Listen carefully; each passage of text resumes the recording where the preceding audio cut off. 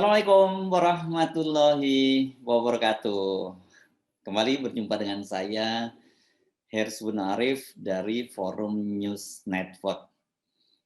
Akhir bulan lalu, ini tanggal 31 Januari 2022, saat memberikan sambutan di pengukuhan Pengurus Besar Nahdlatul Ulama atau PBNU periode 2022-2027 itu, Presiden Jokowi membuat warga NU.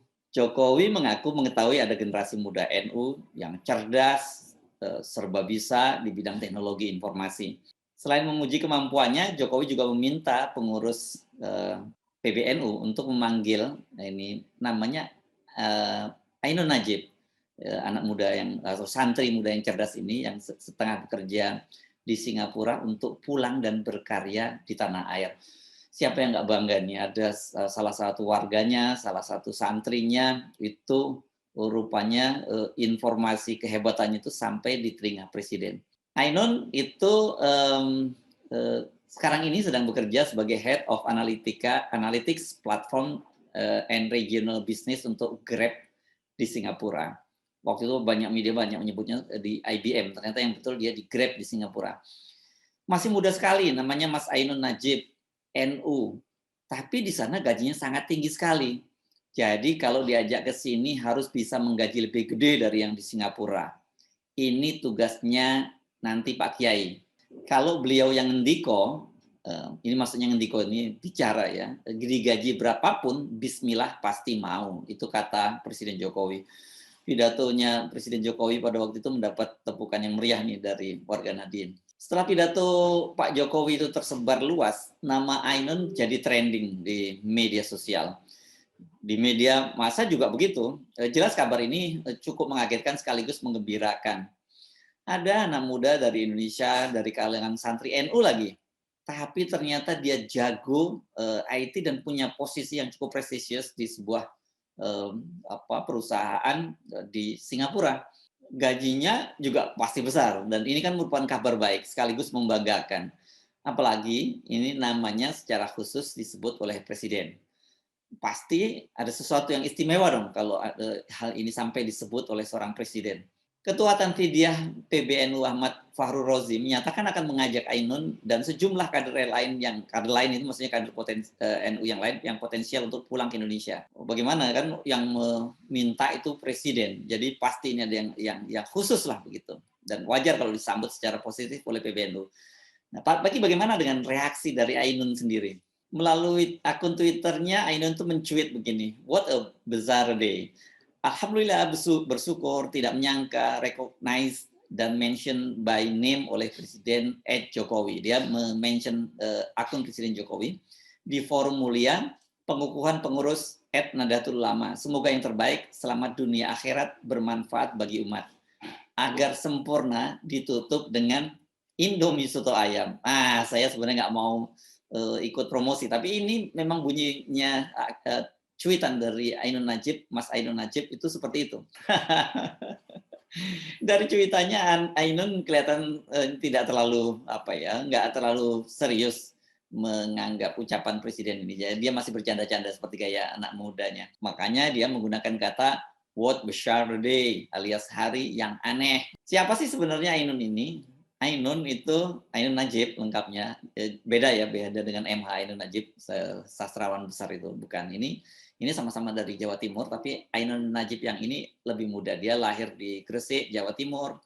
Sekolah SD dan SMP-nya juga di Gresik. Ainun ini adalah anak yang cerdas, hingga dia mendapat penghargaan Honorable Mention, yakni penghargaan dan perhatian khusus setelah menjadi anggota tim Indonesia dalam Olimpiade Matematika Asia Pasifik tahun 2003. Dia sehari-hari sering menggunakan peci, ini khas seorang santri. Walaupun begitu, dia adalah seorang ahli sains dan teknologi, dan memang sejak bakatnya itu sudah kelihatan ini, waktu dia masih di SMA 5 Surabaya, dia sangat menyenangi sains dan teknologi. Nah, lepas dari SMA 5 di Surabaya, salah satu SMA favorit di kota Surabaya, dia kemudian terbang ke Singapura karena dia diterima di Universitas Teknologi Nanyang. Nanyang ini adalah salah satu universitas yang prestisius di Singapura. Dia jurusannya teknik komputer. Di masa kuliahnya, Ainun Najib pernah mewakili NTU dalam berbagai perlombaan pemrograman perguruan tinggi internasional atau dikenal sebagai ACM ICPC pada tahun 2006-2007. Selain itu, dia juga pernah menjuarai ACM ICPC itu level Asia di Teheran, Iran. Tetapi Ainun ini bukan tipikal anak muda yang yang hanya sibuk bekerja gitu, fokus pada karirnya yang cemerlang di Singapura. Karena pada saat pandemi COVID-19 melanda awal tahun lalu ya, awal tahun 2020 itu Ainun dan sejumlah rekannya mendirikan Kawal COVID-19. Ini kelompok relawan yang turut mengumpulkan data kasus positif, kematian, serta pasien yang sembuh. Ini pada waktu itu data-datanya itu sering menjadi rujukan dari media-media massa di Indonesia karena kita tahu pada awal-awal itu kita bingung media itu sebenarnya data mana yang dirujuk karena antara satu instansi pemerintah dengan pemerintah lainnya itu datanya simpang siur. Nah, Kawal COVID-19 ini menjadi salah satu rujukan. Mereka ini merangkum data dari berbagai situs resmi pemerintah daerah. Jadi tak jarang Kawal COVID-19 itu mengungkap perbedaan data antara pemerintah pusat dengan pemerintah daerah. Melihat kacaunya data-data COVID-19 yang dimiliki oleh pemerintah itu, Ainun sering juga Kawal COVID-19, maksud saya mengungkap kritik keras berbalut kekecewaan kepada pemerintahan Jokowi. Pada 10 September 2020 misalnya, ini melalui akun Twitternya, Ainun mendesak Jokowi turun tangan menengahi perselisihan pemerintah pusat dan daerah dalam menangani pandemi. Karena kita tahu ya pada waktu itu bukan hanya angka-angka yang berbeda, tapi juga soal kebijakan itu dalam penanganan pandemi ini berbeda-beda. Ini yang membuat kita pada waktu itu bingung dan melihat bahwa pemerintah nggak terlalu serius menangani pandemi COVID. Karena itu Indonesia pada waktu itu juga mendapat penilaian yang buruk dari dunia internasional dalam penanganan pandemi. Dia mencuit begini, urusan apa lagi selain ini yang lebih patut mendapat perhatian Presiden? Ini sudah soal nyawa rakyat banyak. Sampai kapan cuma mau dapat laporan ABS saja? Saatnya belusukan turun langsung dan memimpin penanganan wabah Pak Ed Jokowi. Dan lihat sendiri betapa tidak kompetennya jajaranmu. Ini saya ulang lagi, tidak kompetennya jajaranmu. Itu tulis Ainun pada akun Twitternya. Dia mengungkap itu pada tanggal 10 September, dia mencuit itu pada tanggal 10 September 2020. Sehari setelahnya dia kembali mengungkap kekecewaan terhadap penanganan COVID-19. Ainun merasa kecewa dengan pernyataan Jokowi yang meminta Pemda menimbang dampak ekonomi dari PSBB. Ini pada waktu itu Anda ingat ya, Presiden Jokowi walaupun banyak pihak yang mendesak untuk dilakukan lockdown, tapi Presiden kemudian akhirnya memutuskan PSBB. Dia menyatakan begini, I give up Presiden Jokowi, pemimpin tertinggi negara benar-benar tidak mengutamakan kesehatan dan nyawa rakyat berbanding ekonomi. Itu kritik keras Ainun. Kemarin ketika Omikron juga merebak itu dan rumah sakit mulai kewalahan menangani pasien seperti pada saat penyebaran varian Delta pada pertengahan tahun 2021, dia juga mencuit kali ini dia tidak terlalu keras, dia cuma menyatakan begini, semoga wave Omikron ini kapasitas rumah sakit di Indonesia tidak overwhelm seperti wave Delta lalu. Tidak hanya masalah pandemi, Ainun ini juga sangat peduli dengan perkembangan politik dan demokrasi di Indonesia. Pada Pilpres 2019 lalu, dia juga membuat situs Kawal Pemilu. Kawal Pemilu merupakan gerakan pemantauan hasil pemilu 2019 yang berbasis kerelawanan. Tugas relawan saat pencoblosan diantaranya mendokumentasikan foto C1 atau salinannya, setelah itu diunggah ke situs Kawal Pemilu. Ini juga waktu itu situs Kawal Pemilu ini juga menjadi banyak rujukan dari media massa ketika data-data di KPU masih simpang siur. Jadi selain menjadi seorang profesional yang bekerja di perusahaan IT di Singapura, Ainun adalah diaspora yang sangat peduli dengan Indonesia. Tanpa harus pulang ke Indonesia, dia juga masih terus menunjukkan kepeduliannya dan terlibat langsung dalam berbagai persoalan publik di Indonesia. Anak muda model begini memang sangat jarang. Banyak diantaranya itu memilih untuk menikmati aktivitasnya menjadi profesional dengan gaji besar dan tak mau lagi diribetkan dengan berbagai persoalan-persoalan politik di Indonesia yang memang sangat complicated. Sesungguhnya permintaan Jokowi agar orang model Ainun Najib ini pulang sebenarnya ini sesungguhnya ya ini sangat pas. Masalahnya apakah permintaan Jokowi itu serius atau hanya basa-basi? Karena kebetulan Jokowi berpidato di hadapan warga Nahdliyin. Jadi pas macam lip service lah ini kalau kita meminjam istilahnya dari rekan saya Bung Rocky Gerung ini target Presiden Jokowi adalah agar mendapatkan semacam headline di media massa. Dan betul sih, memang pidato ini kemudian menjadi headline, bahkan menjadi running issue. Karena wartawan kan kemudian juga menghubungi Ainun Najib, menanyakan apakah betul sudah ada langkah-langkah dari Presiden. Dan pada waktu itu kepada media, Ainun Najib mengaku dia tidak pernah dihubungi oleh orang pemerintahan setelah pidato dari Pak Jokowi tadi. Tapi kalau kita menyimak kembali apa yang disampaikan oleh Pak Jokowi, kelihatannya memang benar sih ini hanya basa-basi ya. Sebab kan pada waktu pidato dia menyatakan kalau kiai yang ngendiko, wah ini ngendiko ini adalah bahasa halus, bahasa kromoinggil bahasa Jawa, atau berbicara. Kalaupun gajinya lebih kecil, Ainun pasti akan nurut. Dalam hal ini Pak Jokowi benar, karena dalam kultur NU, seorang santri itu nurut pada kiai. Itu yang disebut sebagai adab sebagai seorang santri pada kiai. Jadi hitung-hitungannya udah bukan soal besar kecil gajinya atau uang diterima, tapi keberkahan dari seorang kiai. Biasanya begitu kalau ciri khas seorang santri kepada kiainya. Oke lah, kalau permintaan kiai Ainun kemudian pulang. Tapi persoalannya setelah Ainun pulang, terus dia mau ngapain di Indonesia? Saya nggak ingin menggunakan kata Ainun pulang bekerja di mana gitu ya, karena orang model Ainun ini memang cocoknya nggak bekerja ya, dia harusnya diberi sebuah proyek pengembangan IT di Indonesia, bukan lagi disuruh kerja sebagai profesional, apalagi dengan gaji yang lebih rendah. Nah, dugaan saya ini benar karena apa? Seperti dikatakan oleh staf Setnek itu Valdo Maldini, pulang tidaknya Ainun itu bukan tergantung pada pemerintah, tapi diserahkan kepada kiai. Harapan Presiden sudah sangat jelas bahwa NU diharapkan menjadi organisasi lokomotif digital, itu kata Valdo. Jokowi, kata Valdo, telah memantau sejumlah warga NU di luar negeri karena percaya warga NU bisa menjadi pendorong perubahan di era digital. Nah, cukup jelas ya ucapan Presiden soal meminta pulang Ainun Najib itu hanya basa-basi, hanya pemanis ya, semacam apa ya, pemanis bibir karena memang pidatonya di depan warga NU. Jadi ini saya kira salah satu strategi komunikasi. Pasti Jokowi sudah dibisikin oleh para pembuat pidatonya atau dibuatkan teks pidato, ada nama, mereka melakukan riset dan menemukan data Ainun Najib ini sebagai santri NU. Ternyata kan memang semuanya diserahkan kepada PBNU, khususnya Kiai. Jadi feeling Ainun cukup benar gitu, bahwa ucapan Jokowi adalah sesuatu yang aneh.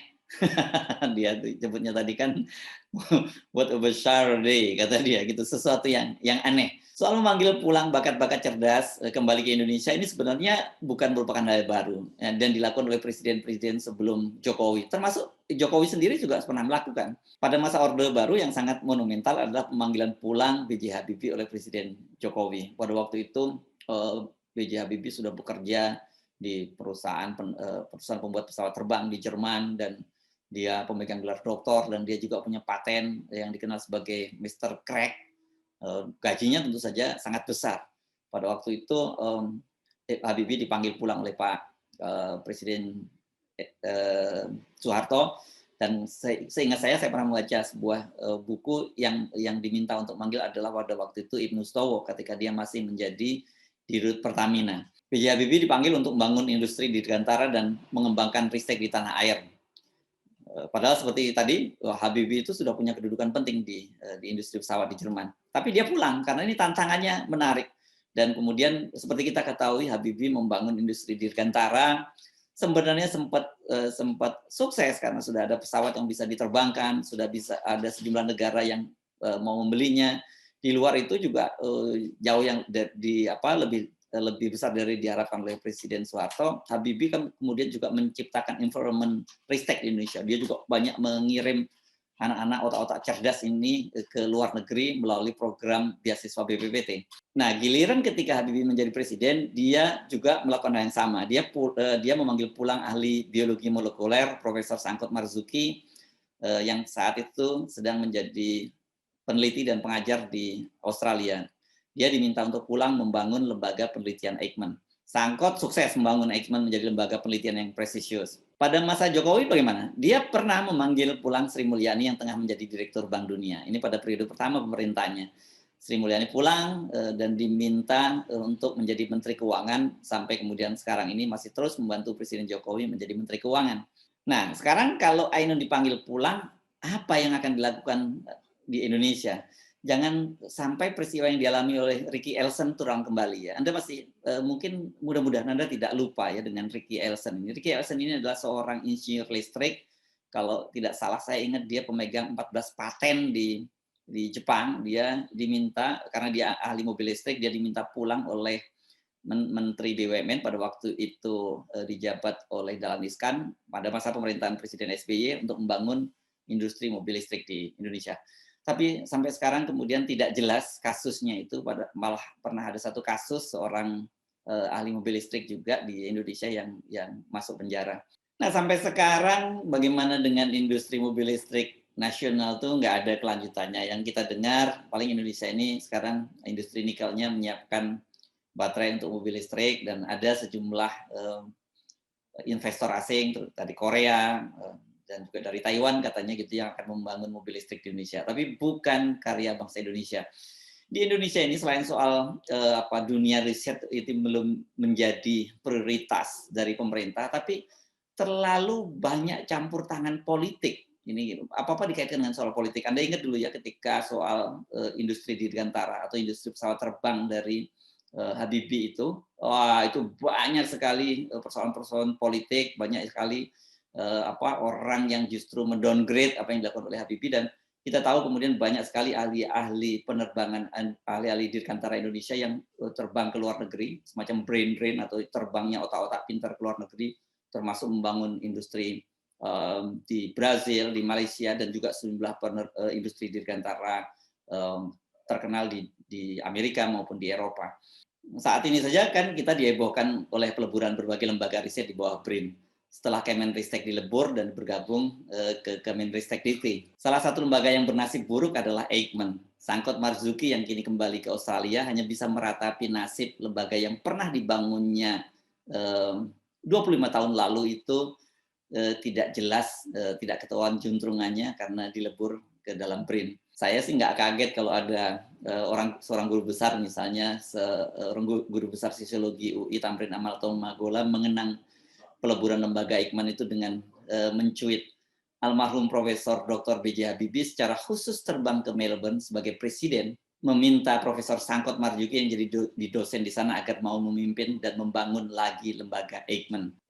Kok ujung-ujungnya lembaga Eijkman dirusak oleh presiden yang lain. Sudah benar Ainun yang tak terlalu serius menanggapi permintaan agar pulang ke Indonesia. Seperti meledek, saya tidak tahu siapa yang diledek, melalui cuitan di akun Twitternya hari Kamis tanggal 3 Februari 2022 lalu, dia mengunggah data gaji para data scientist yang bekerja di Singapura. Dia menunjukkan yang terbesar itu adalah yang bekerja di Amazon, yakni 500.000 dolar Singapura per tahun atau sekitar 5,3 miliar.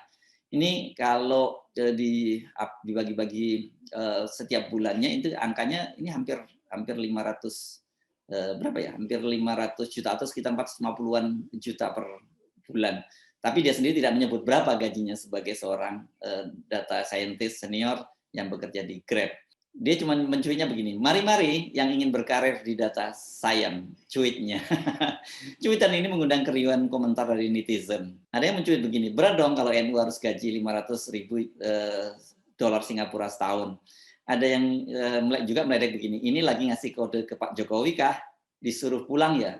Kira-kira seginilah.